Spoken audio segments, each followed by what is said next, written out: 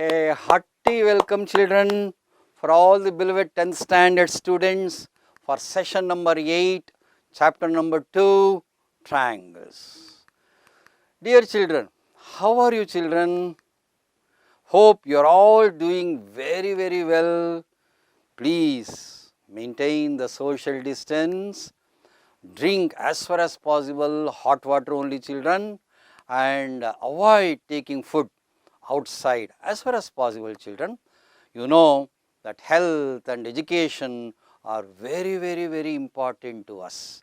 Okay, fine. Take care children, take care. Dear children, this is the concluding session for the chapter number 2, triangles. Oh, nice. Yes. In our previous session, that is the 7th session, we have understood the theorem on areas of similar triangles as well as the worked example number 9 and the general enunciation of Pythagoras theorem with the help of an activity. Can you recall them children? Okay. What was the homework? The homework was exercise 2.4 which has 9 problems. Okay. Hope that you have done the homework with all dedications and sincerity, and you have to show it to your teacher children so that you will get some more informations and tips from your teachers. Okay.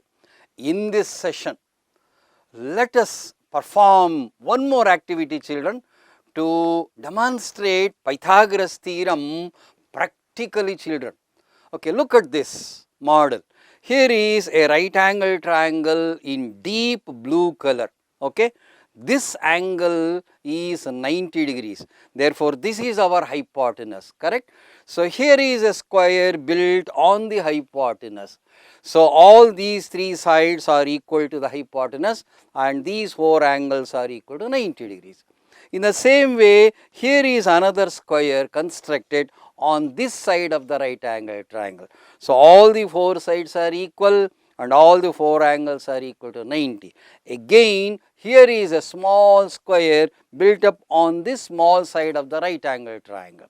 Okay. According to Pythagoras theorem, the area of this square on the hypotenuse is equal to the sum of this square and this square on the other 2 sides. Children, this can be beautifully demonstrated with the help of 4 quadrilaterals like this.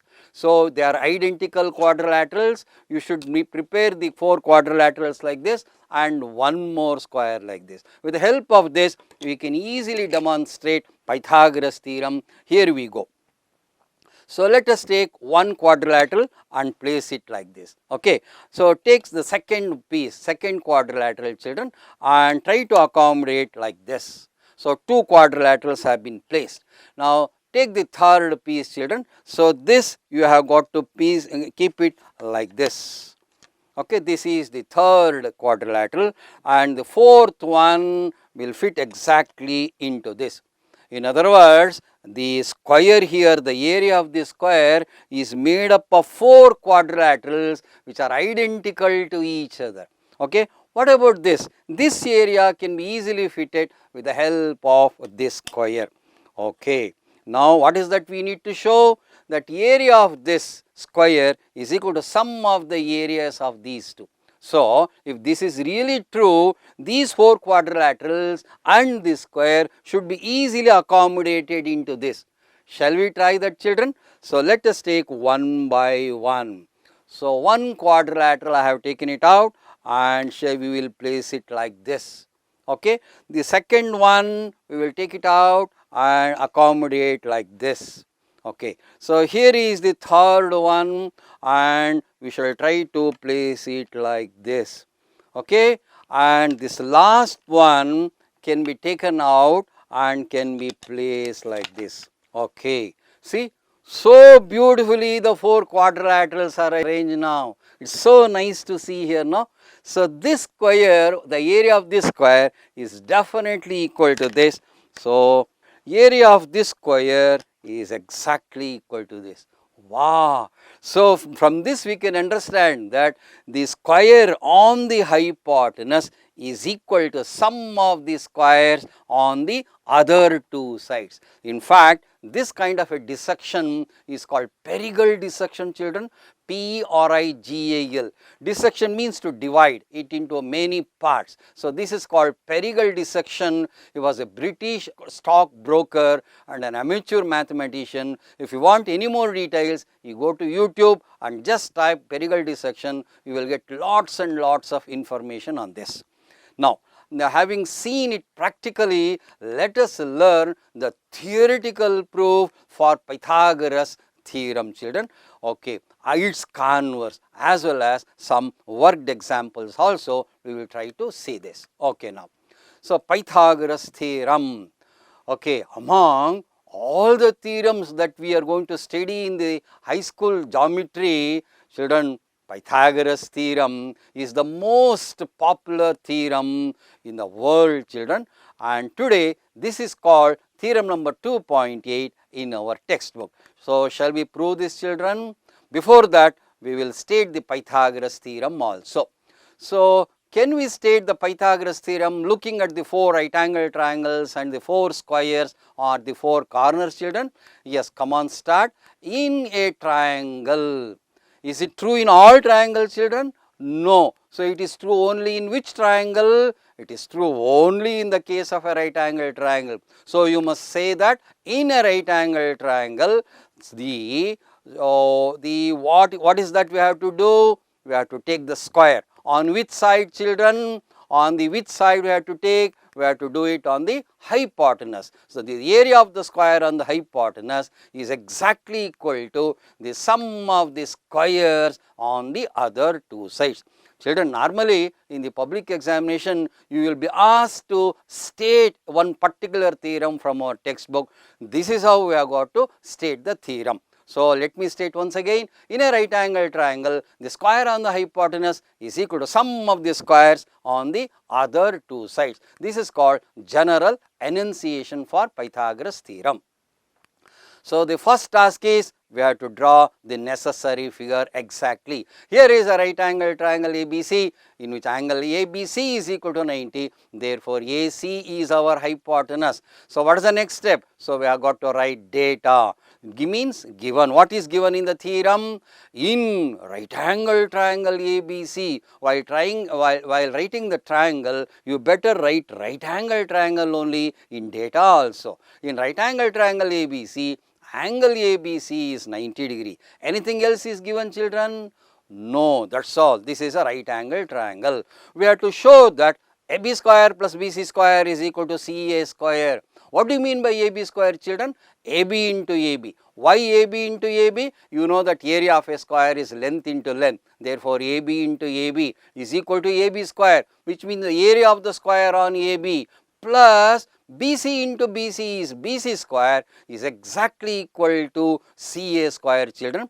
Children, you know that this theorem has attracted the attention of many mathematicians in the world, children. So as on today, we have got nearly 300 different varieties of proof, children, but our textbook demands the proof which is based on the similar triangles which we have understood in the previous sections. So in order to prove this theorem using similar triangle concept, I think we will have to recall theorem number 2.7. Yes, come on, tell me what is the construction. Can you suggest the construction, children?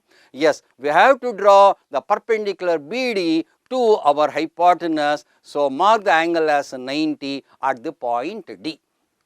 So therefore, the construction is we have to draw BD in dotted lines only to show that it is the construction and not given in the theorem. I think you can see now there are 3 pairs of similar triangles are there. All the 3 of them are right angle triangles. So let us take one by one and try to prove Pythagoras theorem. Okay, here is a right angle triangle ABC. Okay, so let us suppose that angle BAD is equal to x degree, children.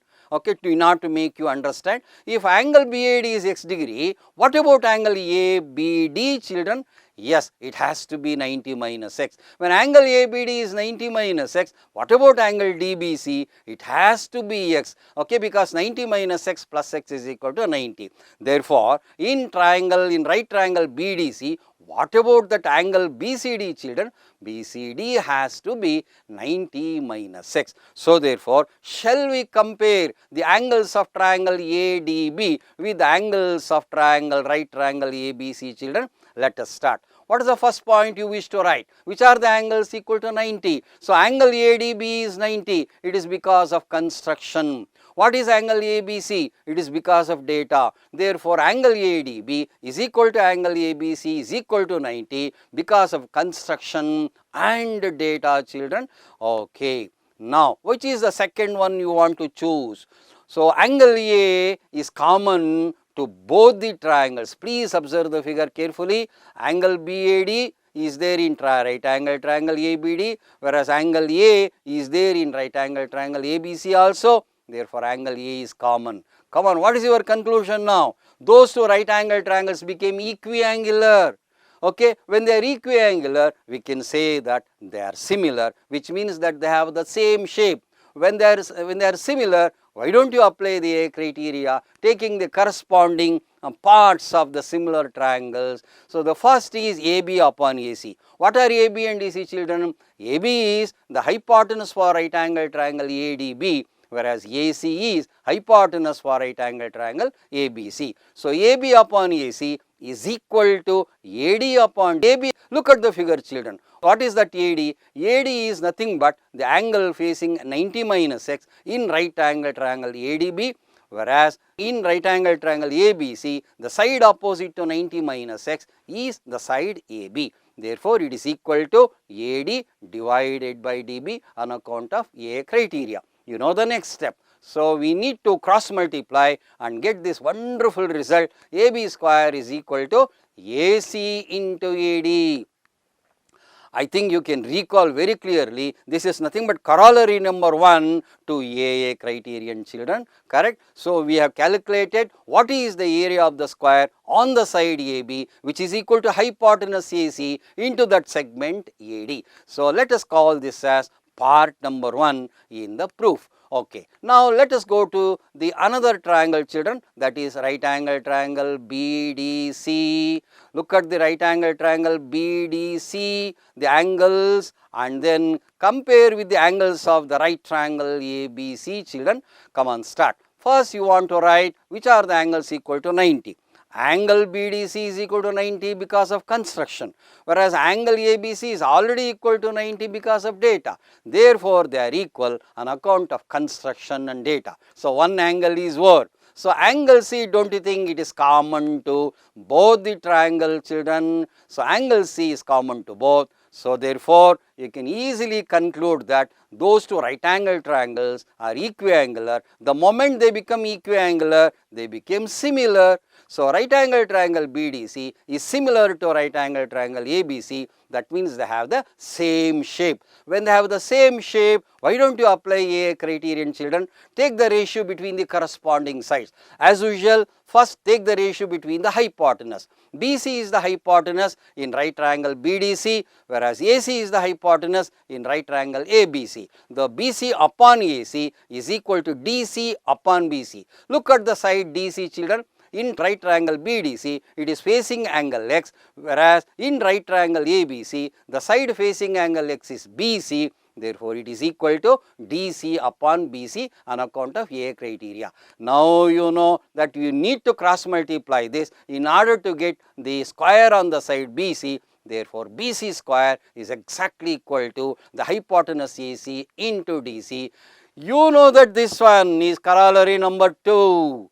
Okay, for A criterion only. Okay, so you now know what is AB square, what is BC square, what is Pythagoras theorem is expecting. We want to add both. So, what are the results we got now? So, we have now two things. One is AB square, which is equal to hypotenuse AC into AD. What is the second result we got? We got BC square also. it is also equal to hypotenuse, the same hypotenuse into that segment DC. We wanted AB square plus BC square. Come on, what is that we need to do? We have to just add them. Come on, add. So the left hand side will become AB square plus BC square is equal to the right hand side is AC into AD plus AC into DC. This is our equation now.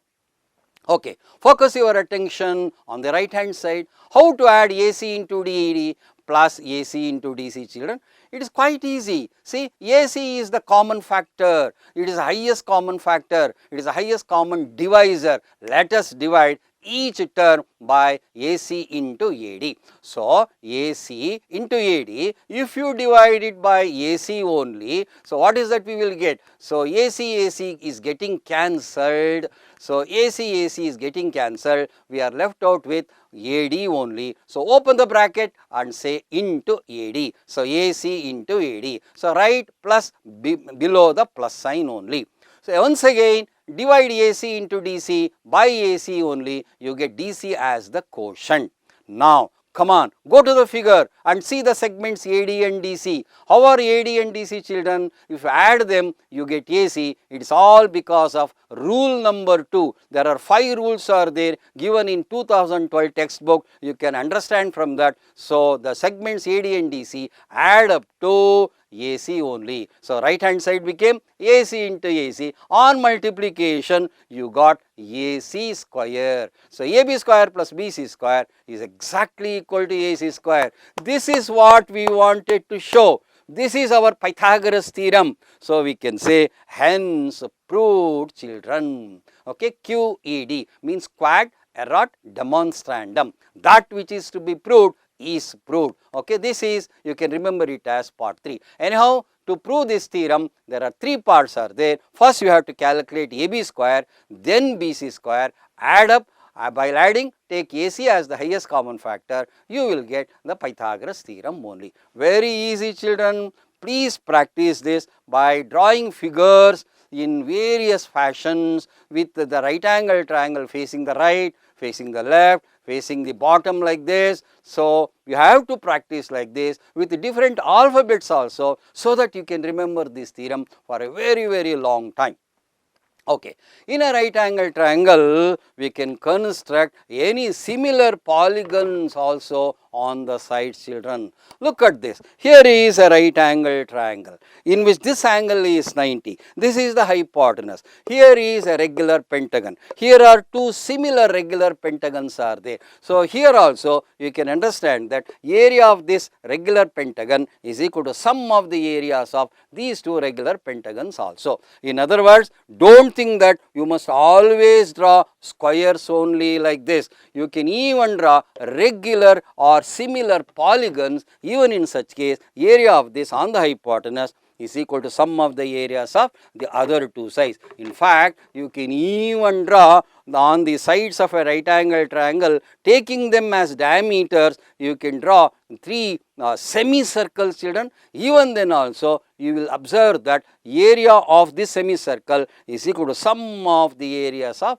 these 2 semicircles also. Is it clear to you, children? Yes. Now, having understood that the Pythagoras theorem, let us now perform an activity to understand the converse of Pythagoras theorem, children. Here it is. So, here is a triangle in which the sides are 6, 8, 10. Here is another triangle with sides are 7, 10 and 12. Here is a third triangle in which the sides are 2, 4.5 and 7. Imagine the squares on all the 3 sides. Okay, let us calculate their areas. So, area is 100, 64 and 36. In the next figure, it is 144, 149. In the third, it is 49, 20.25 and 4. So, in the first figure, the square on the longest side is equal to sum of the squares on the other 2 sides. In the second and the third, the square on the longest side is not at all equal to the sum of the squares on the other 2 sides. So, in the second figure, the square on the longest side is in fact lesser than the sum of the squares on the other 2 sides. In the third figure, the square on the longest side is very much greater than the sum of the squares on the other other two sides. Therefore, wherever you see that sum of the squares on any two sides is equal to square on the third side, you must conclude that those two sides will contain a right angle. If the square on the longest side is less than the sum of the squares on the other two sides, then definitely those two sides will contain an acute angle, and it is needless to say that if the square on the longest side is greater than the sum of the squares on the other two sides, then those two sides will contain an obtuse angle.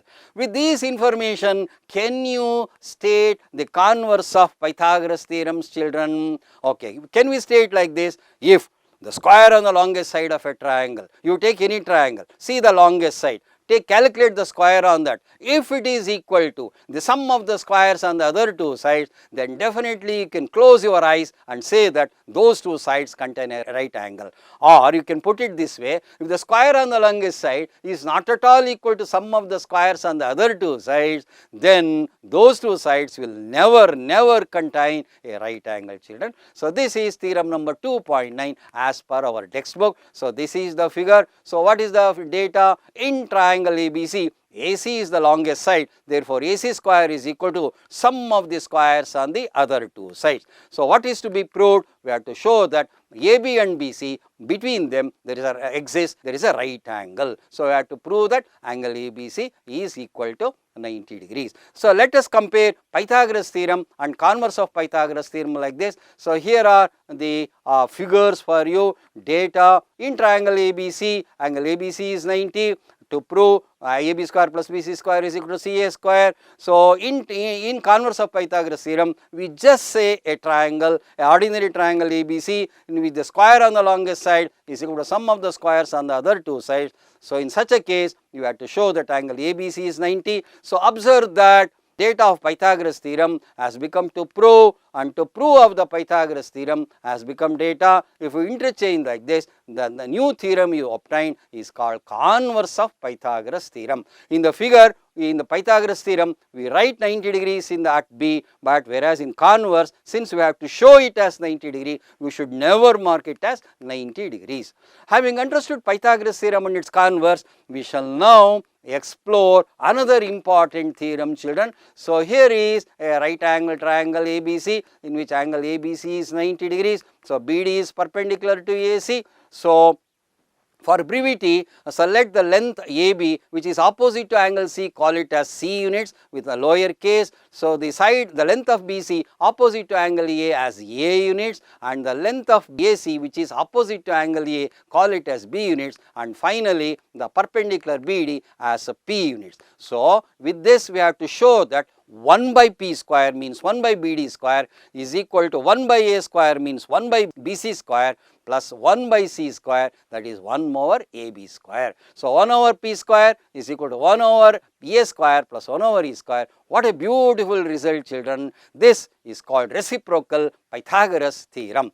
The proof is very simple, children. Come on, with the help of area, we can show that area of triangle ABC is half into A into C, which is also equal to, if we make hypotenuse AC as the base, it is half BP. So cancel half of on either side. AC is equal to BP. So we wanted 1 over P square. So first we will calculate P, and then 1 over P, and then 1 over P square. So for B square, if you substitute with the help of Pythagoras theorem as A square plus C square, we get this. Now can you split it and write it like this? A square by A square C square plus C square by A square C square is equal to 1 over P square. So we can cancel A square on in the numerator and denominator to get 1 over C square. Similarly, C square is getting cancelled. We got 1 over A square. Okay, so that is equal to 1 over P square. So simple, children. In fact, there are many other ways, alternate ways are there proving this. So please try to explore them. So we have understood that in a right angle triangle, if you draw a perpendicular, the length of that reciprocal of the square of that is equal to 1 over A square plus B square, whereas we have already proved BD square as AD into DC, children. Can you remember? Can you recall this? This was the third corollary to A criterion. Now we know 1 over P square as well as A square also. Here is a beautiful parallelogram in which all the sides are equal, definitely it has to be a rhombus, children. And you know diagonals bisect each other, therefore AO is equal to OC and BO is equal to OD. So we have to show that AC square plus BD square is equal to 4AB square. You know that in a rhombus the diagonals bisect each other at right angles. So there are 4 right angle triangles are there. Take any one of them and apply the Pythagoras theorem like this. So AO square plus OB square is equal to AB square on account of Pythagoras theorem. AO square is nothing but half of AC. So AC by 2 the whole square plus BD by 2 the whole square is equal to AB square. Expand using laws of indices, take LCM, cross multiply, you get the result whatever you want. So AC square plus BD square is equal to 4AB square. The same thing, children, can be stated in the form of a statement. In a rhombus, the sum of the squares and the diagonals is equal to 4 times the square on any one of its sides, or you can expand it and say that 4AB square is nothing but AB square plus BC square plus CD square plus DA square. So let me tell you how to draw a rhombus by just using a scale only, children. So first draw the AC. In fact, this is nothing but our diagonal, one of the diagonal. Mark the midpoint as O, that is AO is equal to OC. At O you draw a perpendicular like this, call it as BD. So BO is equal to OD, but it should never be equal to AO and OC. So take scale and pencil, join all the 3 vertices, you got a beautiful rhombus, children. See, with the help of a scale only, you can draw so nicely a rhombus. So let me take up 2.5 exercise 6 problem. Here is an equilateral triangle. So if you draw a perpendicular, you know it is divided in 2 equal parts. Take one of them, apply Pythagoras theorem, then simplify, you get, so A root 3 by 2 is equal to height. So therefore, in an equilateral triangle, the height is always given by A root 3 by 2, where A is the length of a side of an equilateral triangle. So this is very, very important, children. While you are discussing trigonometry, this will help you a lot. So please remember, this we obtained with the help of Pythagoras theorem only. So in this last session, 8th session, we have learned the proof for Pythagoras theorem and learned something about converse, 2 worked examples also. Can you take down the homework? 5 worked out examples and 17 problems from exercise 2.5. So far in this chapter number 2, triangles, see children, we have understood about 9 theorem. We hope that you have enjoyed each and every bit of it, that is all the 8 session of this chapter. Dear children, do you remember that we started with the chapter number 2, triangles, with the 5 challenging situations or questions from various chapters of our textbook? Is it possible to recall and answer them, children? Can you remember the volume of a frustum? So this can be easily understood now with all the concepts we have discussed: mirror formula, concept of trigonometric ratio, and even the golden ratio, golden rectangle, gauge also. So all these things can be understood with the help of our concepts we have discussed, children. So with this, we thank you very much, and with all our wishes, thank you, children, once again. So I am T.K. Prasannamurthy, retired headmaster, Vijay High School, Jayanagar, Bangalore, children. Namaste, children. Namaste. All the best, children. Thank you very much. Namaste.